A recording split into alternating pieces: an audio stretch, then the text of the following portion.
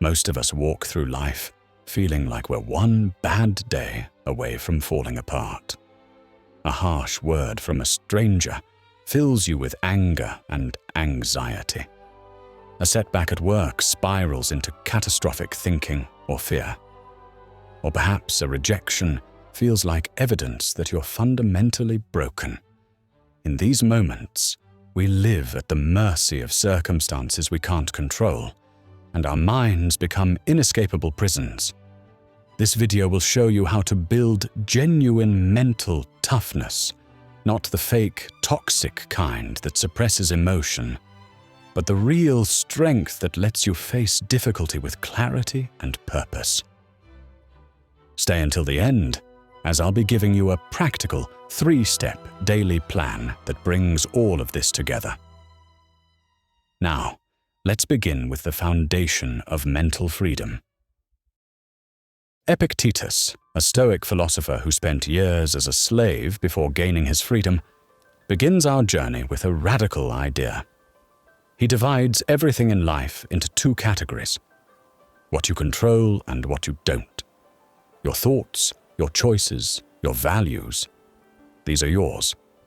Everything else, your reputation, other people's opinions, outcomes, these belong to fate and external forces.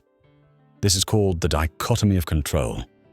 It's a daily sorting mechanism that determines whether you live in freedom or slavery. Every time you tie your peace to something outside your control, you hand that power over to chance. Maybe someone cuts you off in traffic and your mood tanks, or a colleague ignores your email and you spiral into self-doubt.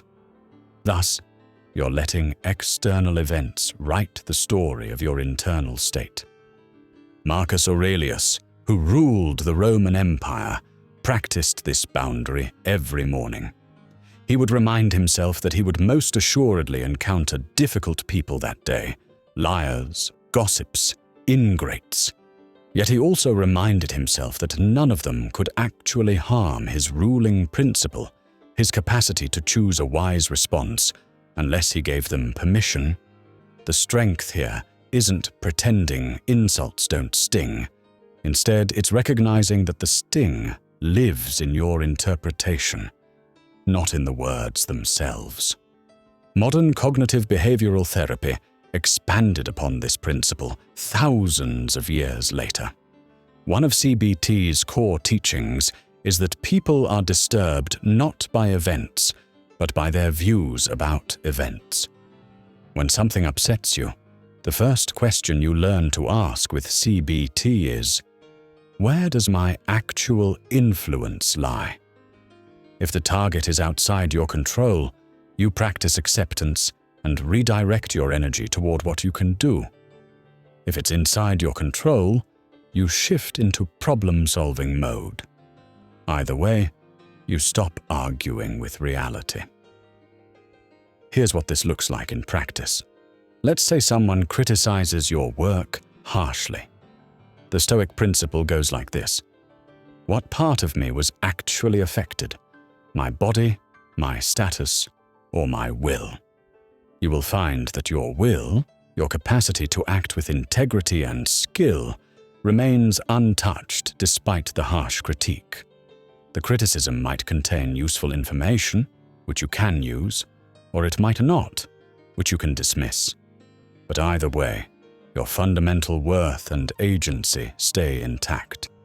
This reframe doesn't erase the discomfort, but it shrinks it down to size and shows you where your power actually lives. Moreover, Epictetus gives us a few more insights. He suggests that you should reserve your desires and aversions carefully. Craving approval, perfect health, or specific outcomes ties your emotional life to things you can't fully control. Instead, desire only to use your reason well and to act according to your values. Fear only one thing: betraying your own character and personal goals. When you make that shift, you stop bargaining with circumstances out of your hands and start building a will that can't be shaken by external events. In short, The dichotomy of control is clarity on control, not emotional suppression or denial. You're not ignoring pain or that things are unfair sometimes. Instead, you're asking a sharper question. Is this something I can change, or something I must accept? When you ask that question consistently, agitation drops, agency rises, and you begin to look unshakable from the outside. Not because nothing affects you, but because you've stopped competing in games you can't win. That leads us to the next layer of mental strength: cognitive restructuring. Your mind doesn't just receive reality as pure fact, it interprets it. An event happens, a thought flashes through your head about what it means, and that thought triggers an emotion which drives your behavior. Most people immediately fuse with their thoughts and treat the emotions as fact. It's not. Cognitive restructuring is the skill of catching that thought before it hijacks you, examining it like a scientist, and replacing it with something more accurate and useful. The Stoics called this withholding assent. For a Stoic, the process might look like an impression arrives. Someone doesn't laugh at your joke, your partner seems cold, and you pause before assigning anything to it as truth. Then you describe the bare facts without adding meanings you can't verify. And then you choose an interpretation that fits reality and serves your values. Moreover, CBT formalizes the same process with a structured cycle for cognitive restructuring. When you notice strong negative emotion, you capture the automatic thought that just flashed through your mind. Then you write it down, rate how much you believe it, and how intense the emotion is. Then you interrogate it with questions. What's the concrete evidence for this thought? What's the evidence against it? What are two other ways to explain what happened? What's the worst outcome, the best, and the most realistic? And how would I cope with the worst? Then you generate a balanced alternative thought that you can actually believe. You act on the new thought, send the email, have the conversation, do the next task, and then you re-rate your belief and emotion to see if the shift helped. This closes the loop.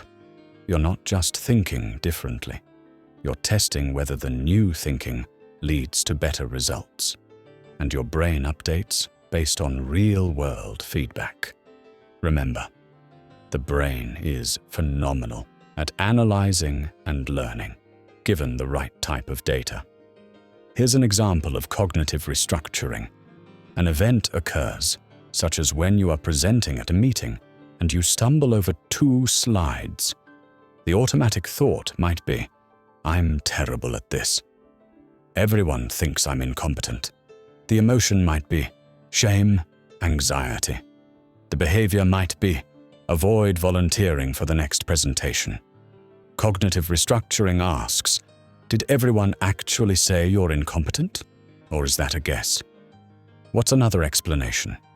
Maybe you were underprepared on those 2 slides, but the other 12 were solid. If your friend stumbled on 2 slides, would you write them off as incompetent forever? Probably not. Therefore, the balanced thought might be, I stumbled on 2 parts, but I handled the rest well. I can prepare more thoroughly next time. Once you re-rate your belief in the catastrophic thought, it morphs and changes shape. The emotion or shame or anxiety softens. Then you sign up for the next presentation. Learn to spot catastrophizing, all or nothing thinking, mind reading, fortune telling, and rigid should rules in real time. When you catch one, you can rewrite it into something testable and specific. I prefer their approval, but I can do my job without it. This is difficult, not impossible. I stumbled on 2 slides, not the whole talk. Precise language reduces the threat signal in your nervous system, and helps rewire the brain in how it perceives certain experiences. However, sometimes the thought contains a kernel of truth, and that's when you pivot from debating it to solving the real problem. If you're genuinely underprepared, the answer isn't to argue yourself into believing you're fine. Instead, it's to schedule practice time and ask for feedback. If the problem isn't changeable right now, you shift to acceptance and redirect effort toward what still expresses your values. Either path returns you to agency. Over time, this becomes automatic. You notice a harsh thought, you pause, you ask two fast questions. What are the facts? What else could this mean? And you choose a more balanced view before the emotion spirals. That's the reflex that makes a mind look unshakable from the outside. Feelings still show up, but they no longer steer the ship. However, thinking clearly is only one part of mental toughness. So let us move on to the value in discomfort. Resilience isn't a trait you're born with, it's a skill you train. The Stoics understood this deeply. In particular, Epictetus framed philosophy as practice, where you accept that growth requires effort, friction, and steady drills that strengthen your will. You don't wish for toughness. You build it deliberately by choosing difficulty on your own terms. Additionally, Marcus Aurelius treated duty itself as a form of voluntary hardship. On mornings when he didn't want to rise, he reminded himself that he was made to do the work of a human being, to be cooperative, just, and disciplined. He didn't wait for motivation. He acted because the work was his, and delay would only compound the discomfort. This is the opposite of avoidance. You meet resistance head-on, not to suffer for its own sake, but to prove to yourself that you can act well even when it's hard. Modern CBT converges here through the concept of graded exposure. Here, you deliberately face what you've been avoiding, test your catastrophic predictions, and discover you can cope. The process is systematic. You list situations you avoid, predict what you fear will happen, and arrange them from easiest to hardest. Then you pick a step, set a specific task with a time and place, and do it without using safety behaviors that prevent real learning. Afterward, you re-rate your anxiety and your belief in the prediction. Repetition produces habituation. Then your mind discovers that the feared outcome doesn't occur, or that you can handle it if it does. That's true strength. The Stoics also reframed obstacles as training opportunities. Epictetus recommends turning each obstacle into a drill for growth. Aioi. Pain trains fortitude. Insult trains patience. Delay trains perseverance.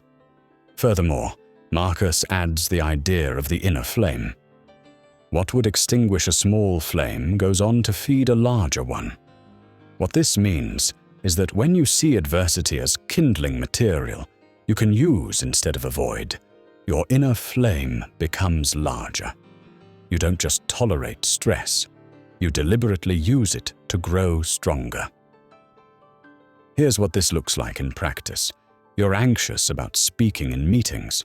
The catastrophic thought, if I speak, I'll freeze, and everyone will think I'm incompetent.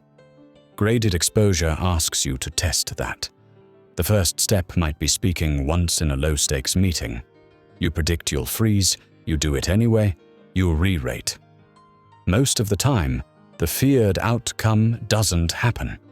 Even if you stumble, you discover you recover, and the meeting continues.